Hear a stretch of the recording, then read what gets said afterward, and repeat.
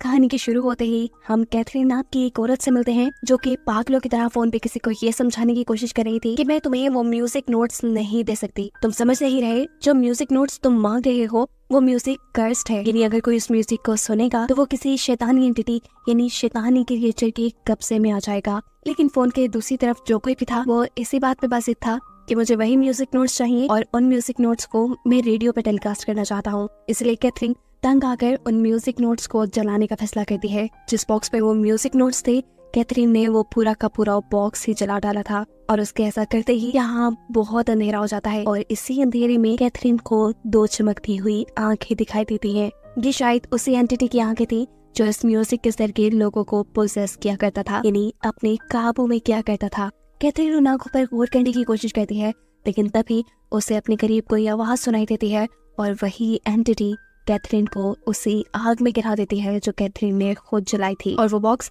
जिसके अंदर music notes थे वो बंद हो जाता है। कैथरीन के जलकर मरते ही यहाँ तेज बारिश होना शुरू हो जाती है और इस बारिश की वजह से नोट्स पे लगी हुई उस आग बुझने पर वो म्यूजिक नोट्स भी बच जाते हैं जिन्हें कैथरीन खत्म करना चाह रही थी, लेकिन इसके बदले वो खुद ही मारी गई। सीन कट होता है और हम एक ऑर्केस्ट्रा का सीन देखते हैं और यहीं पर हम मेलोडी नाम की अपनी मेन कैरेक्टर को भी देखते हैं। हमें पता चलता है कि ऑर्केस्ट्रा का मालिक उसी औरत कैथरीन का दोस्त है जो आग लगने से मारी गई। असल में ऑर्केस्ट्रा का मालिक ही कैथरीन से वो म्यूजिक नोट्स मांग रहा था ताकि अपनी ऑर्केस्ट्रा की रेडियो टेलीकास्ट पे वो म्यूजिक बजा सके। लेकिन कैथरीन के हजार समझाने पर भी उसे कैथरीन की बातें समझ नहीं आई। लेकिन अब कैथरीन के मरने के बाद उसे अपना प्लान चेंज करना पड़ा था। उसे अब रेडियो टेलीकास्ट के लिए एक नया म्यूजिक बनाना था जिसके लिए उसके ऑर्केस्ट्रा के सभी म्यूजिशियंस बहुत लगन से काम कर रहे थे। सभी लोगों के यहाँ से चले जाने के बाद मेलोडी इस आदमी के पास आती है।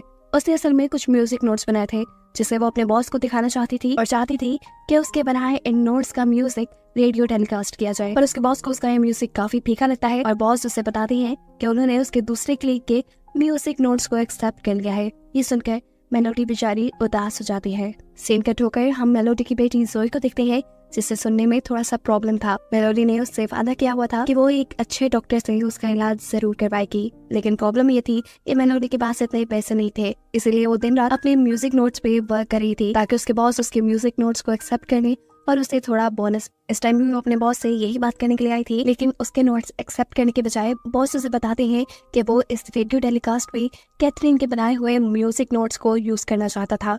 लेकिन अब कैथरीन के मरने के बाद वो मजबूर हो गया है। मेलोडी ये चांस नहीं गंवाना चाहती थी, इसीलिए वो बॉस से कहती है कि मैं कैथरीन के नोट्स ढूंढ कर ला सकती हूँ क्योंकि कैथरीन मेरी टीचर थी और मैं जानती हूँ कि वो अपने नोट्स कहाँ रखती थी। मेलोडी अब इस काम के लिए कैथरीन के घर जाती है जहाँ पर उससे मिलती है कैथरीन की सिस्टर। जब मेलोडी उन्हें बताती है कि वो यहाँ से कैथरीन के म्यूजिक नोट्स लेने आई है तो कैथरीन की सिस्टर उसे घर में नहीं आने देती क्योंकि वो अपनी सिस्टर से कह ही गई थी कि मेरे म्यूजिक नोट्स किसी को नहीं मिलने चाहिए। मजबूर होकर मेलोडी अपनी कार में जाकर बैठ जाती है, लेकिन ऐसा नहीं हो सकता था कि वो अपने मिशन से पीछे हट जाए। उसे किसी भी तरह वो नोट्स चाहिए थे, इसलिए वो छुपकर पीछे के दरवाजे से वो नोट्स चुराने के लिए कैथरीन के घर के अंदर चली जाती है। वो स्टोर रूम में आ चुकी थी जहाँ पर कैथरीन म्यूजिक नोट्स रखा करती थी और यहाँ उसे शीशे में किसी का शैडो नजर आता है। इस शैडो को इग्नोर करते हुए मेलोडी अपने काम पे लग जाती है और उसे वो म्यूजिक नोट्स भी मिल जाते हैं जो उसके बॉस को चाहिए थे और जिसे कैथरीन जलाना चाह रही थी। इन म्यूजिक नोट्स के साथ 2 रिकॉर्डर्स भी थे जिन रिकॉर्डिंग्स में इन्हीं नोट्स का म्यूजिक रिकॉर्ड किया गया था।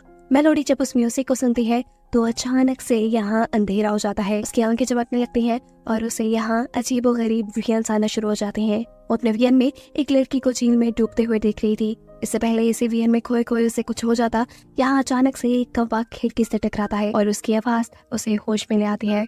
मेलोडी अब बिना वक्त जाए के भागते हुए उस बॉक्स को उठाकर अपनी कार के पास ले आई थी। वो यहाँ से फौरन जाना चाहती थी पर उसे पता चलता है कि वो कार की चाबी अंदर ही भूल आई है। मेलोडी जब चाबी लेने अंदर गई तो उसे वहाँ काले कपड़ों में कोई एंटिटी, कोई क्रिएचर खड़ी नजर आई। इसे देखकर वो बुरी तरह डर चुकी थी। इससे पहले कि क्रिएचर उसे कुछ कह देती, वो जाकर अपनी कार में बैठ जाती है और यहाँ से बहुत दूर निकल जाती है। वो इन सारे म्यूजिक नोट्स को लेकर अब अपने बॉस के पास आ चुकी थी। वो अपने बॉस को ये म्यूजिक नोट्स दिखाकर कहती है कि ये नोट्स कंप्लीट नहीं है, लेकिन मैं इन्हें कंप्लीट कर सकती हूँ क्योंकि मैं जानती हूँ कि कैथरीन कैसे अपना म्यूजिक बनाया करती थी। उसके बॉस उसके काम से बहुत खुश थे। वो उसे ये म्यूजिक नोट्स कंप्लीट करने का टाइम भी दे देते हैं। मेलोडी अब उन म्यूजिक नोट्स पे काम करना शुरू कर देती है और इन्हें पूरा करने के लिए वो साथ साथ कैथरीन का रिकॉर्ड हुआ म्यूजिक पे सुन रही थी। इस म्यूजिक को सुनते हुए मेलोडी को दोबारा से वियंस आने लगे थे और इस मरतबा उसे वियन में अपना आप नजर आ रहा था, जहाँ वो एक पहाड़ की चोटी पे खड़ी एक बांसुरी बजा रही थी। जैसे ही उसका वियन खत्म होता है तो नीचे वो देखती है कि उसके नोट्स पूरे हो चुके थे जो उसने नहीं लिखे थे। अब म्यूजिक जिसे वो सुन रही थी उसे उसके एंड पे किसी की शैतानी आवाज सुनाई देती है, जो आवाज उसे सोच में डाल चुकी थी कि आखिर ये क्या है, कौन है और क्या बोल रहा है।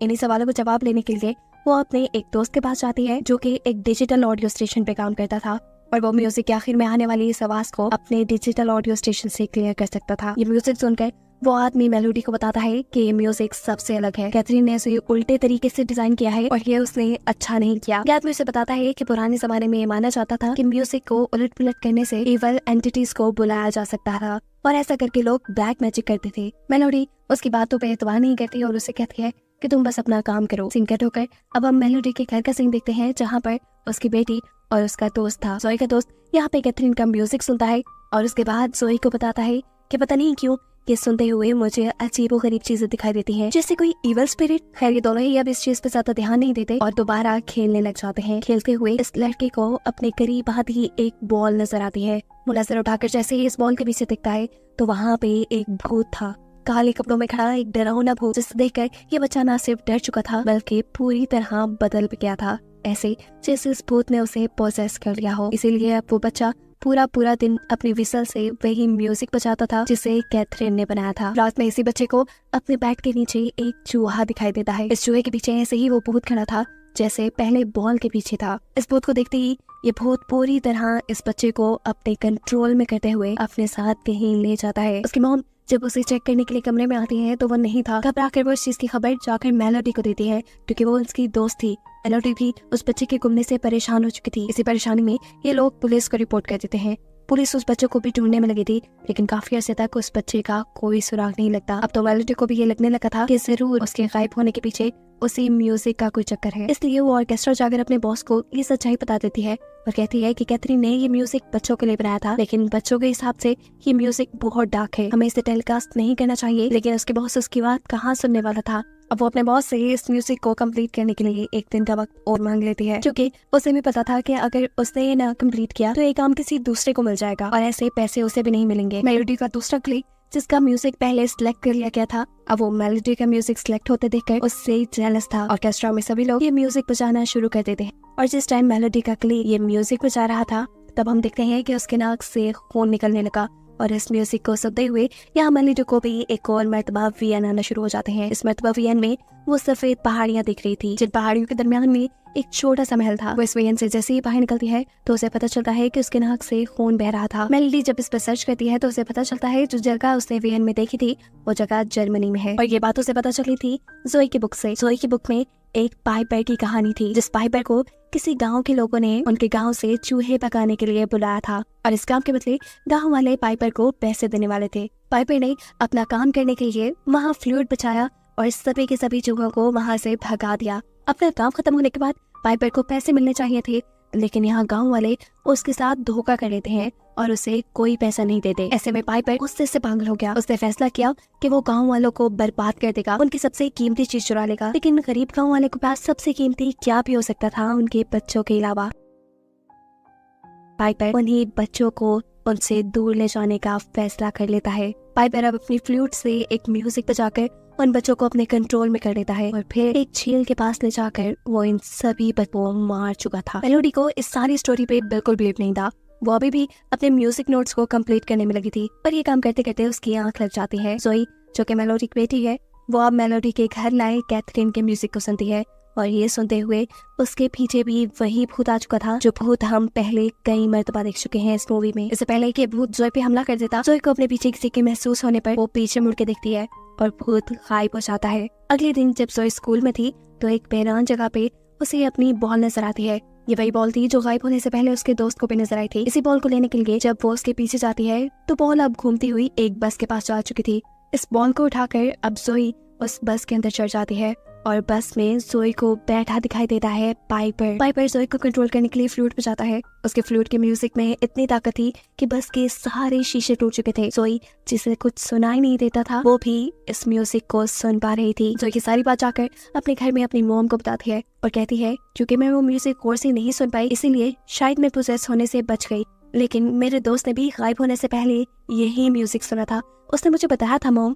अब तो जोई की बातें मेलोडी को परेशान कर रही थी। मेलोडी जब घर के काम कर रही थी तभी उसे अपने कबर्ड के पास किसी की आहट महसूस होती है। जैसे ही वो कबर्ड के पास जाती है तो वो चीज, वो एंटिटी मेलोडी के ऊपर हमला कर चुकी थी। शोर सुनकर जोई बाहर आती है और देखती है कि अब उसकी मॉम अजीब तरीके से बैठी हुई म्यूजिक बजा रही है। कैमरा सब मेलोडी के फेस पे किए जाते हैं और हम देख रहे हैं कि मेलोडी का पूरा फेस काला पड़ चुका है। उसकी आंखें आग की तरह जल रही हैं। यानी साफ मतलब था कि उस ईवल स्पिरिट ने पूरी तरह उसे अपने कब्जे में कर लिया था। ये भी हो सकता था कि वो ईवल स्पिरिट, वो पाइपर इस टाइम मेलोडी के जिस्म में हो। इसी हालत में मेलोडी पागलों की तरह अपने म्यूजिक नोट्स कंप्लीट करने में लगी हुई थी और जब उसे रोकने के लिए जोई उसके पास आती है तो वो जोई को भी धक्का देकर फेंक चुकी थी। जोई उसे देखकर डरी तो, लेकिन दूर जाने से ज्यादा बेहतर उसे अपनी मॉम को बचाने लगा, इसलिए वो उसके सामने पड़े सभी म्यूजिक नोट्स को फाड़ चुकी थी। जिसके ऐसा करते ही मेलोडी होश में आ जाती है। सीन्स ऑर्केस्ट्रा में शिफ्ट होते हैं जहाँ पर मेलोडी के बॉस मेलोडी के म्यूजिक ना पूरे कर पाने पे बहुत गुस्सा है। तब मेलोडी का क्लिक अपने बॉस से कहता है कि म्यूजिक तो मैं भी कंप्लीट कर सकता हूँ, मुझे थोड़ा सा टाइम दे। अभी वो लोग ये बातें ही कर रहे थे कि भागती हुई मेलोडी उनके पास आती है और उनसे कहती है नहीं ऐसा मत करना, ये म्यूजिक कोई आम म्यूजिक नहीं। वो इन दोनों को बताती है कि ये म्यूजिक नोट्स कैथरीन ने नहीं लिखे, ये म्यूजिक नोट्स किसी ईवल स्पिरिट के लिखे हुए हैं और इसे कंप्लीट करने पे बहुत बुरा हो सकता है। लेकिन ये दोनों उसकी बात नहीं मान रहे थे। मेलोडी की चिढ़ में मेलोडी का कुलीग अपने बॉस से कहता है कि मैंने इसकी एंडिंग भी कंप्लीट कर ली है और रेडियो टेलीकास्ट पे तो हम यही म्यूजिक बजाएंगे। इस मरतबा दोबारा मेलोडी के मना करने पर गुस्से में मेलोडी के बॉस मेलोडी को ऑर्केस्ट्रा से ही बाहर निकाल देते हैं। मेलोडी यहाँ से निकलने वाली थी कि अचानक वो दिखती है कि उसकी फ्रेंड, उसके नेबर ने ऑर्केस्ट्रा की ऊंची बिल्डिंग से वहाँ करीब झील में जंप कर दिया है, क्योंकि उसने देखा कि उसका बेटा उस बिल्डिंग से जंप करते हुए झील में गिर रहा है। वो उसे बचाना चाह रही थी पर असल में उसे तो पाइपर ने पोसेस किया हुआ था। वहाँ नीचे कोई झील नहीं थी और वो नीचे ऑर्केस्ट्रा की चेयर्स के पास आके गिरी थी। पाइपर इतनी आसानी से उसे इसलिए पोसेस कर गया था क्योंकि यहाँ पर उसके बनाए म्यूजिक नोट्स बजाए जा रहे थे। मेलोडी इस लड़की के पास जाती है इसकी मदद करने के लिए और यहाँ ऑर्केस्ट्रा में बैठे सभी म्यूजिशियन से भी उनकी मदद करने को कहती है, लेकिन कोई उनकी मदद को नहीं आता क्योंकि सभी पाइपर के बनाए उस म्यूजिक में खोए बैठे थे। मेलोडी अब यहाँ से फौरन अपने उस दोस्त के पास जाती है जिसके पास कैथरीन के रिकॉर्ड किए हुए म्यूजिक की रिकॉर्डिंग थी, जिसकी आखिरी हिस्से में किसी की आवाज भी सुनाई दे रही थी। मेलोडी के दोस्त ने उस आवाज को क्लियर कर लिया था। इस आवाज में बोली जाने वाली लैंग्वेज इटालियन थी और उस जुमले का मतलब था खून खराबा ही मेरी जिंदगी है, जो सुनकर मेलोडी और भी ज्यादा डर जाती है। वो अपने दोस्त से कहती है कि तुम दोबारा इस म्यूजिक को बिल्कुल नहीं सुनना। ये कहकर वो कैथरीन के घर आ जाती क्योंकि वो ये बात समझ चुकी थी कि पाइपर जो यहाँ सबको नुकसान पहुंचा रहा है, सबको पोसेस कर रहा है, वो पहले कैथरीन के जरिए अपने म्यूजिक नोट्स को पूरा करना चाह रहा था और फिर मेलोडी और उसके ऑर्केस्ट्रा वालों के जरिए।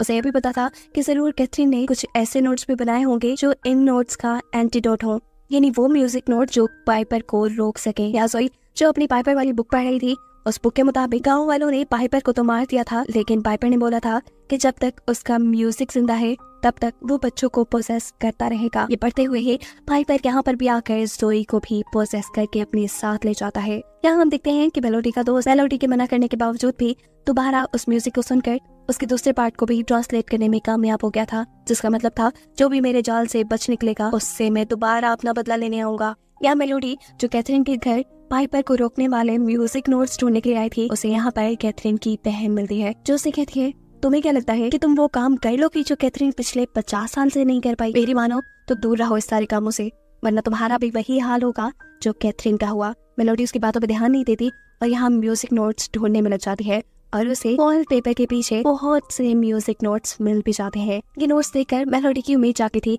लेकिन कैथरीन की सिस्टर से हाँ कर बताती है कि पाइपर के म्यूजिक नोट्स का कोई तोड़ नहीं। अगर तुम्हें पाइपर का म्यूजिक सुनाई देता है तो इसका मतलब वो पूरी तरह तुम्हें पोसेस कर चुका है। पाइपर ने कैथरीन को भी पोसेस कर लिया था। उसके पोसेशन के बावजूद भी कैथरीन उसके म्यूजिक नोट्स का तोड़ ढूंढती रही और ऐसे उसकी लाइफ में सब बिगड़ गया। तुम्हारी भी लाइफ बिगड़ जाएगी, मेरी बात मानो मेलोडी और ये सारे काम छोड़ दो। मेलोडी इस मरतबा भी इस औरत की बातों पे ध्यान नहीं देती और दीवार पे लिखे हुए नोट्स को लेकर अपने फ्रेंड के पास आ जाती है, क्योंकि उसे लग रहा था कि यही पाइपर के नोट्स का तोड़ है। वो देखती है कि यहाँ उसके दोस्त को भी पाइपर ने पोसेस कर लिया था इसलिए उसके नाक से खून आ रहा था। वो अपने कान पे भी हमला करके अपने आप को जख्मी करना चाहता था, लेकिन यहाँ पर मेलोडी उसे बचा लेती है। ऑर्केस्ट्रा के अंदर मेलोडी के बॉस अपनी पूरी टीम के साथ वही म्यूजिक नोट्स बचाने लगे थे जो पाइपर के थे, जो वो कैथरीन से लेकर आई थी। ऐसा कहते हुए यहाँ बैठे हुए मेलोडी के एक क्लिक के अंदर पाइपर आ जाता है। उसकी आंखें जलने लगती हैं और पाइपर देखते ही देखते यहाँ बैठे सभी लोगों को प्रोसेस करना शुरू कर देता है। मेलोडी जो ये सारी चीज नोटिस कर चुकी थी, वो जल्दी से बैक स्टेज जाकर यहाँ की इलेक्ट्रिसिटी बंद कर देती है ताकि लोग प्रोसेस होने से बच पाए।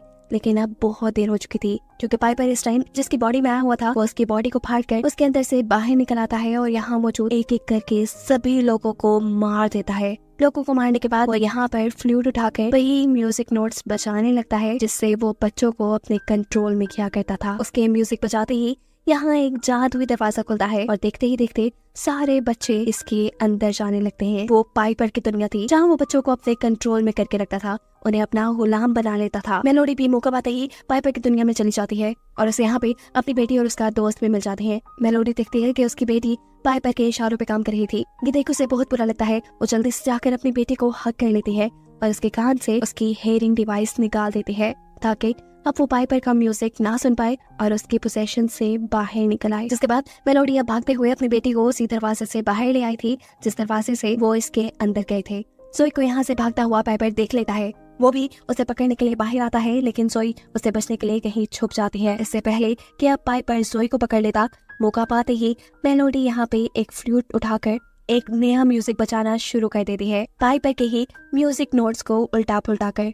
ऐसा करने से पाइपर को बहुत ज्यादा दर्द हो रहा था। वो तड़पना शुरू कर देता है और उसकी इसी तड़प में उसके मुंह से बहुत सारे चूहे बाहर निकलते हैं जो बाहर निकलकर उसे खाना शुरू कर चुके थे। आहिस्ता आहिस्ता चूहों ने खा खा कर पाइपर को मार दिया था और सारे ही बच्चे पाइपर की कैद से आजाद हो गए थे। पाइपर के कंट्रोल से बाहर आते ही वो बच्चे पाइपर के ही बनाए जादुई दरवाजे से अपनी दुनिया में वापस भी आ जाते हैं।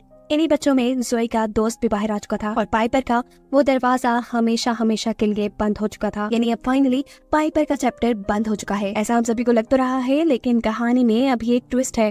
कहानी के आखिरी सीन में हमें जोई को दिखाया जा रहा है जो बहुत ही अच्छी फ्लूट बजाने लगी है। वो इस टाइम एक पुराना म्यूजिक अपनी टीचर को सुना रही थी। टीचर भी उसके म्यूजिक से बहुत इम्प्रेस थी और इसी म्यूजिक को बजाते हुए जोई की आंखें आग की तरह चमक रही थी, बिल्कुल ऐसे ही जैसे पाइपर की आंखें चमकती थी। साफ मतलब था कि पाइपर अभी पूरी तरह खत्म नहीं हुआ था। वो पूरी तरह अब जोई के अंदर था या उसने जोई को पोसेस किया हुआ था। इसी मिस्ट्री के साथ ये कहानी यही खत्म हो जाती है।